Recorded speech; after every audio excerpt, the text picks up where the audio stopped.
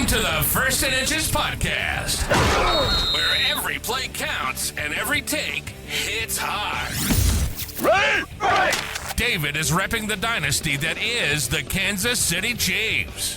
George bleeds black and gold for Steeler Nation, and AP is still waiting on the Vikings to show up in February. We're breaking down the biggest stories in football, baseball, and anything in between. We're calling it like we see it, and no fan base is safe. Touchdown! This is the First and Inches podcast. Are you ready for some football? We're ready for some football, baby.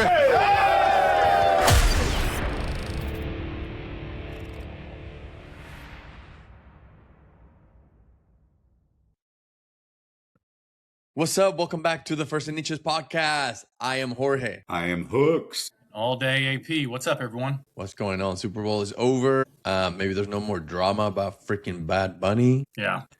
But let's just recap what just happened this last NFL game of the season. It was a beauty of defensive performance by one team. Seahawks, let's go. I want to talk about Sam Darnold, and the reason why I want to talk to him is AP at one point said he's gonna turn back into himself, and he had no turnovers in the playoffs. He won a Super Bowl before any other quarterback that was drafted in 2018, and before the Vikings ever won a Super Bowl.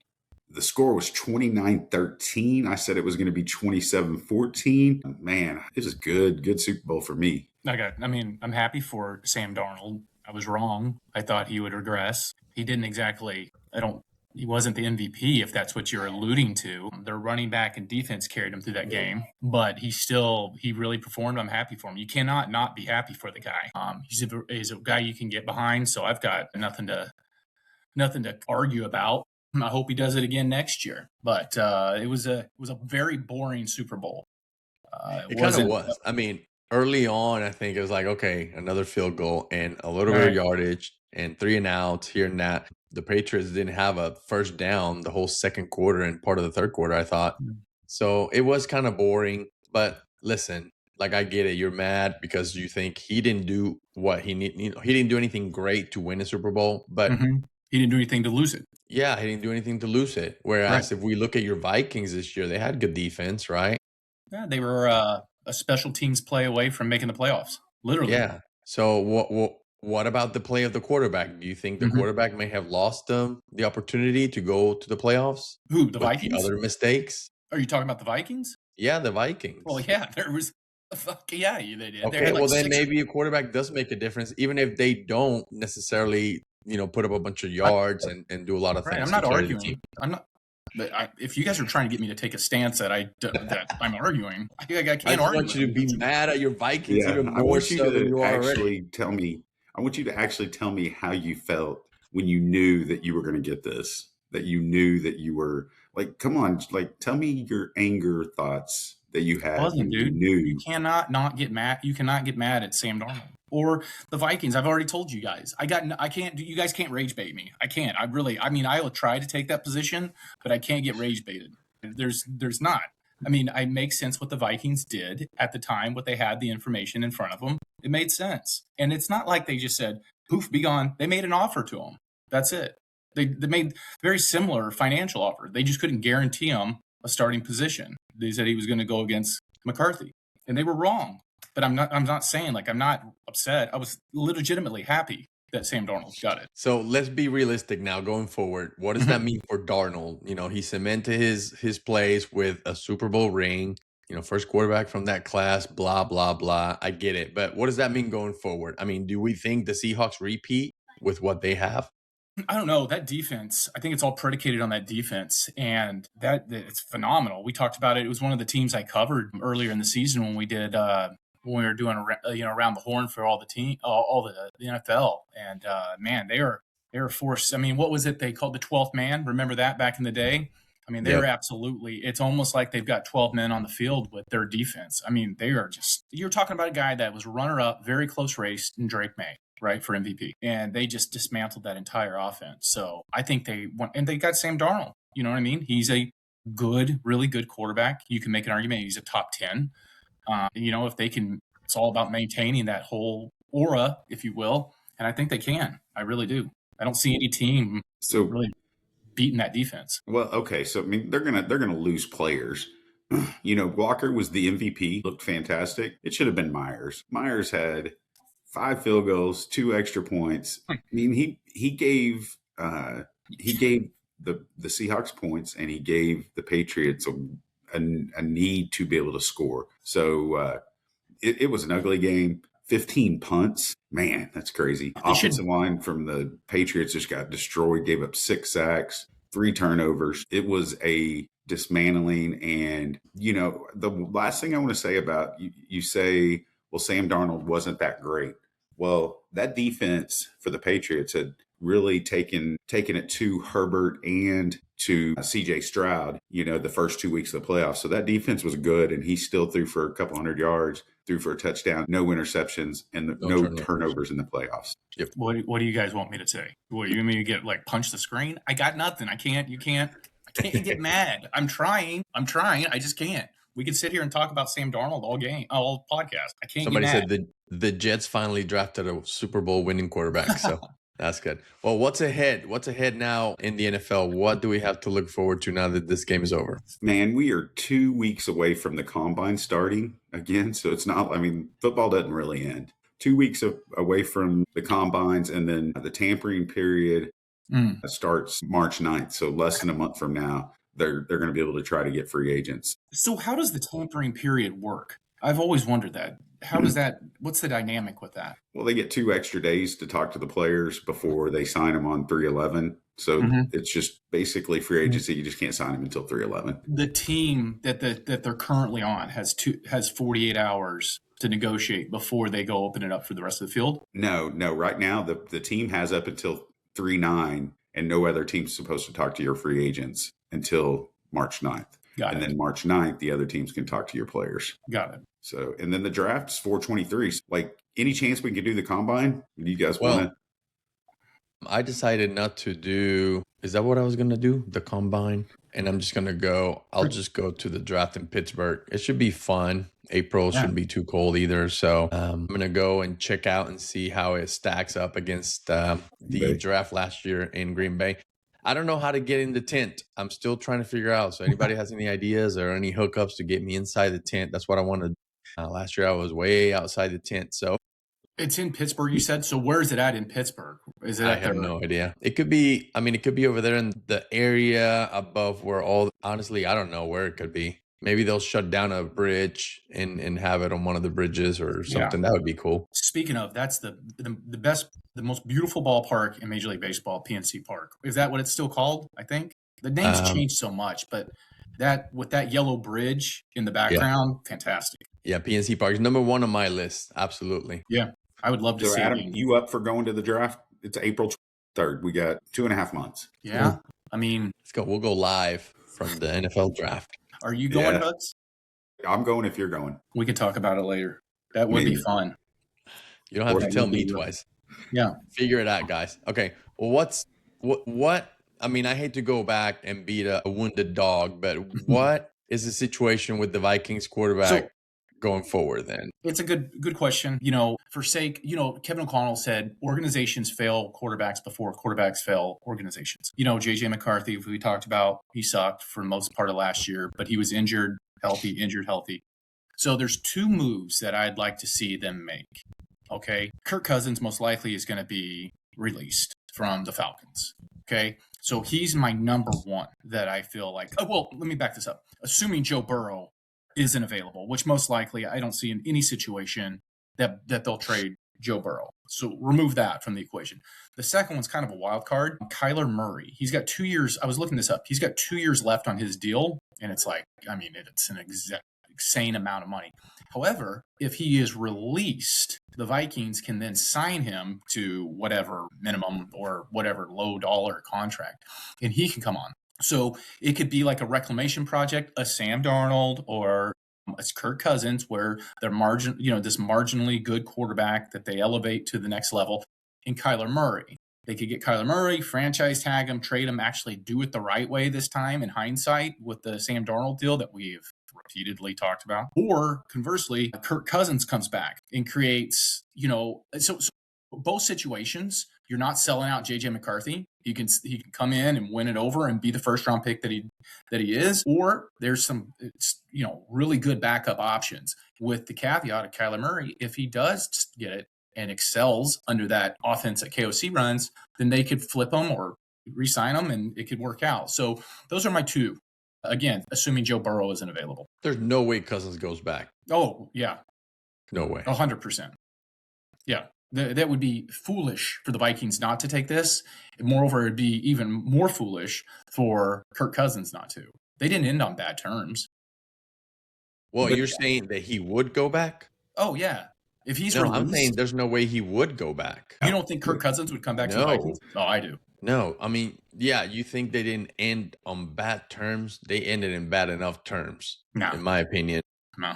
He'll take his chances elsewhere and not play this little game with JJ McCarthy in front of him. And no, he doesn't care. Listen, I would love to have Kirk Cousins in Pittsburgh starting this year. That would be fantastic. Okay, here's the thing. Kirk Cousins, he's all about the money.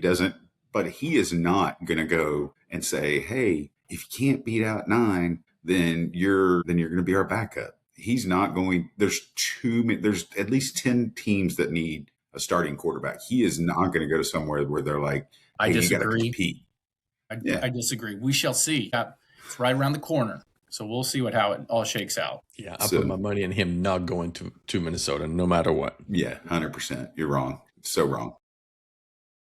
Well, I don't know what football season will bring to us, but one thing I do know is it's freaking over. And you know what? Bringing some baseball, pitchers and catchers reporting. I'm telling you, some people think some of these players start reporting now. These camps have been open, like most of them all year. Pitchers and catchers, not just them, but a lot of players have been already training for quite a while, especially these guys that are playing in the WBC. Right. They're really trying to get every minute they can to prepare to represent their countries all the way, USA, Puerto Rico, Venezuela, Dominican Republic, all of them are already just going at it. I'm here thinking that this is probably not a good week to go hit up any minor league or spring training facilities because there's a lot of buzz around town. Yeah. With the Phillies, they didn't make a lot of moves, but Dunedin hosting, the Blue Jays, it is buzzing around town here with them being the American League champions coming in and all the hope they have for this year. Even with some of the players they lost to free agency with Bichette and all that, I think that they are thinking they're poised to make another run, and it's a madhouse around town.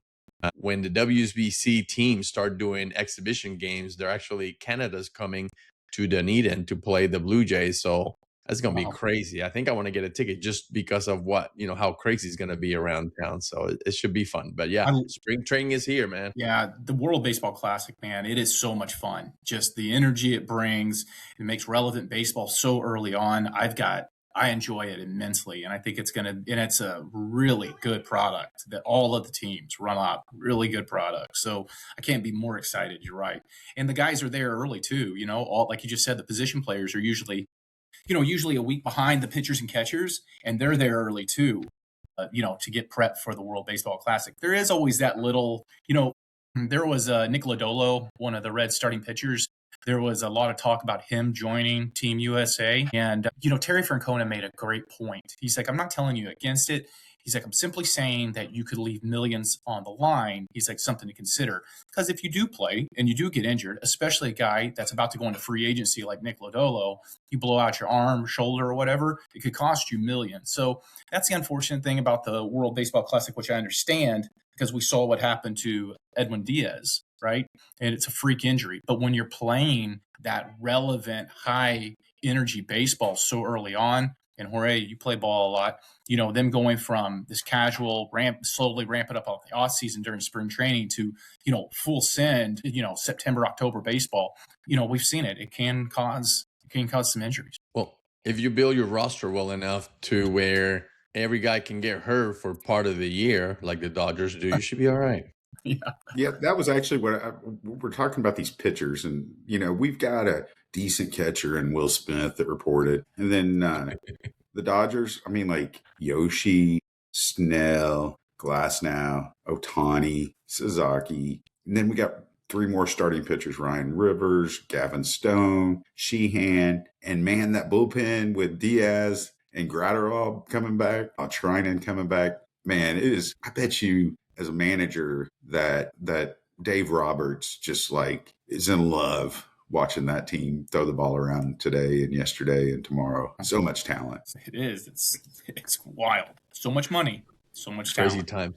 Now, when the first real competition happens, the WBC will be in everybody's like TV in front of mine. What predictions do we have for that? I know everybody's thinking the normal powerhouses of the USA, Japan. I don't know why they even throw Puerto Rico in there. Half the team wasn't even insured to play. Yeah, but Dominican Republic and Venezuela. What are your expectations on who we're going to see in those finals and come out of that tournament this year? Let me ask this before we start this. Why does Puerto Rico have their own team in there? Why aren't they playing with the U.S.? Aren't they part of the U.S.? That's a good question. Maybe I don't know. I don't know when they made that decision, but same thing with the Olympic team. Puerto Rico has a delegation. I don't know why. Hawaii doesn't have one. Well, Hawaii is a state, but maybe because Puerto Rico is still not technically a state, could be as a Commonwealth. Maybe they still have the option of, and they can elect to participate as a country on things like that. That's the only thing I can think of. But if you throw all the Puerto Ricans and all the Americans in the mix, there's a lot of star power there that maybe can fill more than one team, maybe 2-3 teams. So perhaps this is the best thing to do. Yeah. So I heard you talking. Dominican Republic's got a pretty good standing right now. I mean, so the U.S. I mean, like the U.S. with Scooble and Skeens, they're going to be on a pitch count. They're going to be on a pitch count. 30 pitches. 35 pitches. So this is going to come down to who else is there with them. And then they said that Clayton Kershaw is coming in fired up and ready to eat innings because he's not going to be pitching this year. So he may be pitching. Game gets out of hand one way or the other, maybe in there for, 50, 60, 70 pitches. Yeah, he might end up being the MVP of this series. It's that was the year that Yadimir Molina threw that to Javi Baez, right? And Javi Baez caught it without looking, right? Yeah, that was pretty fun. Yeah. Pretty fun. The best part was when Shohei struck out Mike Trout. How exciting was that? I think everybody tuned in for that. That was amazing. Like all the stars lined up. That was pretty cool. Yeah, that's what I mean. Like people were literally there out of the dugout onto the railing. I hope we see that again. And, arguably one of my other memory that I have with that is that Trey Turner Grand Slam was so much. I mean, man, I love the World Baseball Classic. That is a lot of fun. But that Grand Slam, they've got the, not the memes, but the little short videos. You see that it pop up this time of year. That was good on.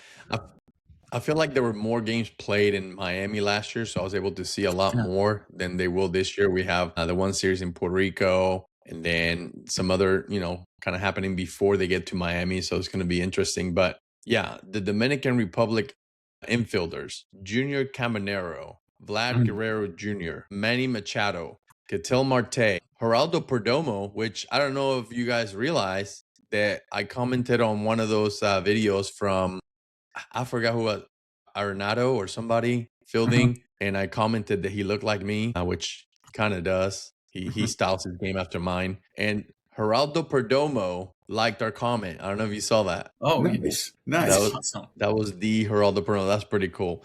And then we got outfielders? Only O'Neal Cruz, J-Rod, Juan Soto, Fernando Tatis Jr. Man, that team is stacked. I'm telling you, if they don't make it to the final, or at least the semis against, Japan or USA or Puerto Rico or one of the two, then that's going to be a disappointment for the Dominican Republic this year because they are stacked. And it's a disappointment for baseball as a whole, just for the audience and people tuning in, because a lot of that is sold by familiar names, right? I mean, obviously countries following their own country, their teams rather, but, there is the star power of this as well that I think, you have all of these guys on one team. So it is good. It is really good. And it's great that baseball got this right because I feel like if anybody can mess it up, it's Major League Baseball. All right. So then also Japan's not going to have Otani Yoshi, Yeah. Sasaki, none of those guys are going to be pitching. So they're going to be a little bit down from what they have been. So my question is this. Let's say Dominican Republic was going to play the Padres. Does Tatis and Machado play on the Padres, or does he play for the team? No, they play with the Dominican. You're talking about the exhibition games? Yeah. Yeah, they play with the national team. Nice. Same thing happened last year. The Mets were playing, the Braves were playing Puerto Rico, and I think Ahmed Rosario or somebody, or not Ahmed, one of them Rosarios was playing for the Puerto Rican team instead of the Braves. So yeah, Eddie Rosario. Eddie, okay, yeah. That's actually cool. That's getting to play against your own team. That's pretty cool. The Canada and the Reds did that with Votto the year, which actually he hit the hell out of the ball. That is one classic that he played in. Yeah, it's funny when the Blue Jays. So when Canada plays the Blue Jays, they're gonna be missing a lot of players from the Blue Jays because they're going to have. I don't think Freeman's going to be playing this year. No, he's not playing this year. Okay, well that sucks then. But yeah, I mean, some of the things is you see these teams when they're playing those exhibition games, or even, I mean, for the first few weeks, right? Because a lot of their star power is going to be gone playing for, in the WBC.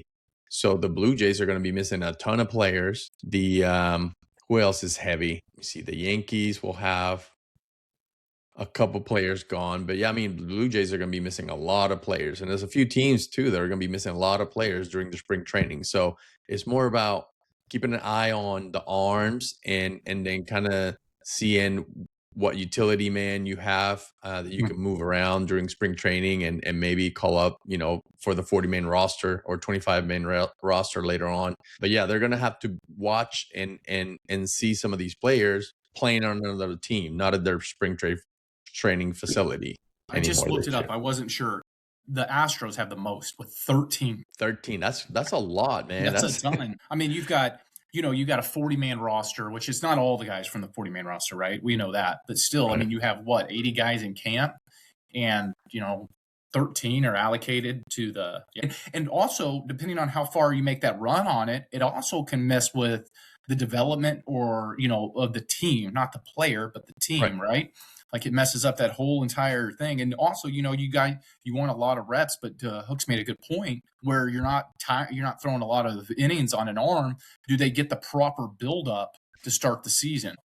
The thing, I totally forgot about this until we just started talking about this. Kershaw's always been really proud about the fact that Ohtani's never gotten a hit off him. They may be facing each other.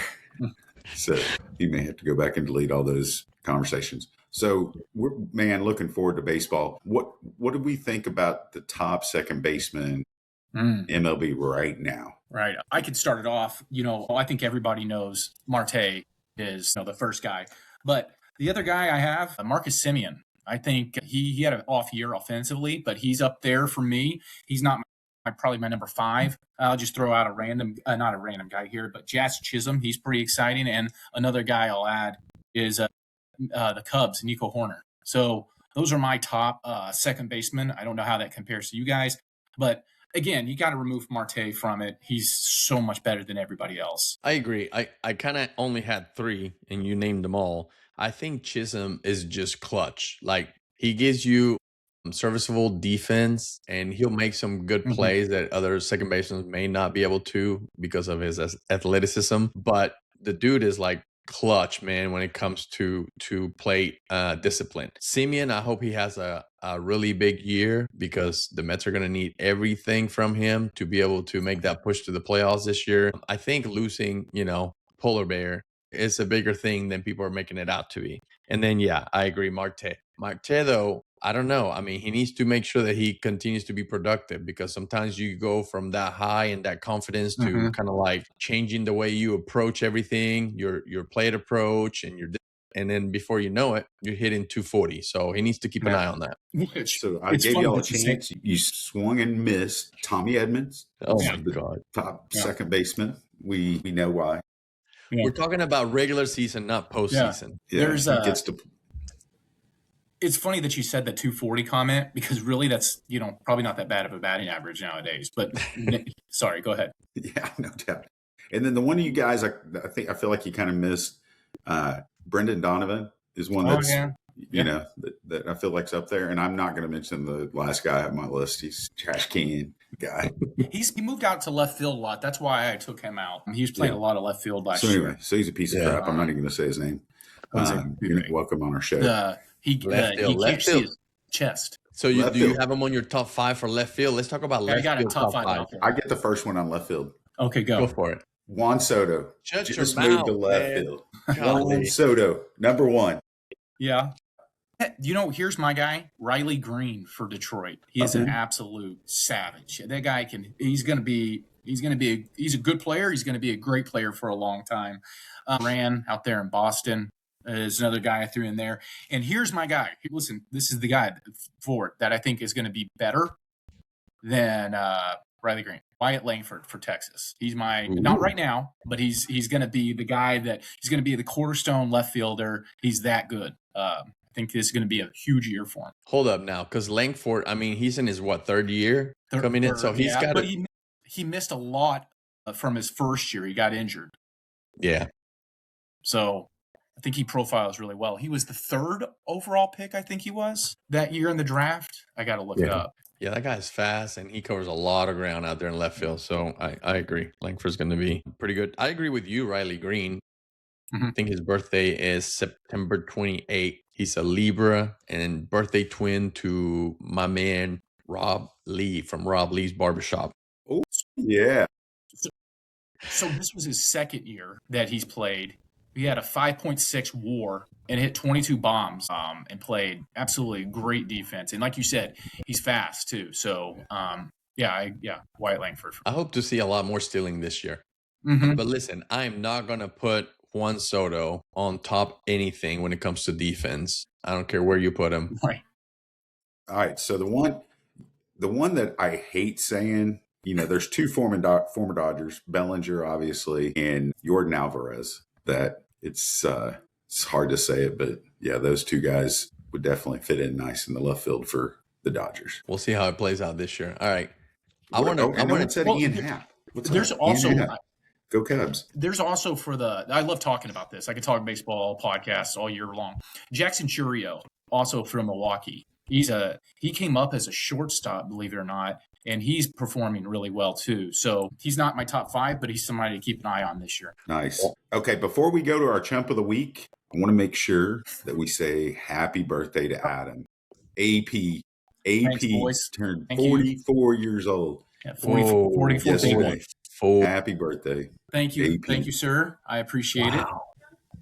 It's all downhill from here. Holy shit. Get a 14 tagged on my net for Sam Darnold right here, just right across. Just Sam, boom. All right. Chump of the week. I've got one. You got one. Where are you going? ESPN and Major League Baseball. So this whole entire mess that they've created this is what I told you. If anybody could F something up, it's baseball and the absolute greed.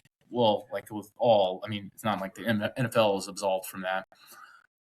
But they rolled this out there like you can watch this package for, I think it's 100, maybe 120. And that's what I usually used to do, MLB.TV, right? I've been doing this since the year 2000 when Griffey was traded on my birthday to the Cincinnati Reds. So it started off with just radio and then it's progressed. So you're talking 26 years. Now this time around, you pay the same fee, it's a fair deal, about $1 a game or whatever, I was grandfathered in, so it's a little cheaper. But now, in order to do this, you have to have part of the ESPN package. Now, there's like 47 different ESPNs, as everybody knows. So now you got to sign up for that package for 6 months or a year. So now what would have been $150, call it, to make it easy, is an extra $360 on top of that. Because I live out of the greater Cincinnati area. So how do you like that? You want to market the game. You want to get the game to a broader audience, and World Baseball Classic. Let's make it worldwide, and then you cause everyday person that wants to watch a game. You're costing them $500-$600. That's not fun at that point. You know what I mean? And there's got to be a reckoning with this. And the big reason why the Reds had to wait so long to sign Eugenio Suarez is because they didn't know who was going to be carrying their games. This is because they had the Bally Sports deal. If anybody knows, they went into bankruptcy. They also there's a whole mess about teams they wanted to select. They keep going with it. I don't even going to get into the details. It will bore everybody. But it's a massive, massive problem for baseball that I think, believe it or not, guys, I know you guys don't think there'll be a strike, but I believe this will be a big fundamental part of what will be driving this wedge between the owners and players. It'll be part of it. Sorry. Because the owners are already saying, like, hey, I can't afford it because, the TV rights and everything. And that's a big reason why the Yes Network with New York Yankees and what's it called? Where the Dodgers network that they carry their games. Well, anyway, nonetheless, they have a dedicated, and I don't want to get into it. I'm sorry. My champ of the week is baseball. Don't we miss WGN now? Steve Stone. DBS. Listen, Yeah. Oh, yeah. God, that was the All right, thing. you want to go next? You want to do next chump of the week, or you want me to go? You can go for it. Okay. My chump of the week is Mr. Will Campbell, left tackle for the Patriots. Gave up a season high for the NFL, 14 pressures on the quarterback in one game and 2 sacks. He talked about if you don't do your job very well in college, you'll become an Amazon driver.